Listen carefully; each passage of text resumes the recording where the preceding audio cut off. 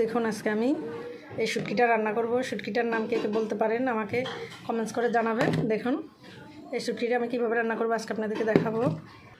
শুটকিগুলোকে আমি কেটে ছোটো ছোটো করে টুকরো করে নিয়েছি। এবার আমি হালকা একটু ভেজে নেব। দেখুন আমার শুটকিটা ভাজা হয়ে গেছে। আমি দিয়ে দিচ্ছি পানি,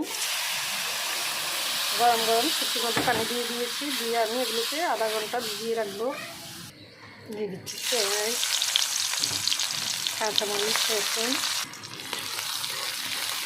দিয়ে সবগুলোকে একটু ভালো করে ভেজে নেব। দেখুন আমার পেঁয়াজটা ভালোভাবে ভাজা হয়ে গেছে। এবার দিয়ে দিচ্ছি লবণ, দিয়ে দিচ্ছি লাল মরিচের গুঁড়া, হলুদ, দিয়ে দিচ্ছি আদা রসুন দিয়ে এবার এগুলোকে সবগুলোকে ভালো করে ভেজে নেব একটু। এবার আমি দিয়ে দিচ্ছি শুটকিটা।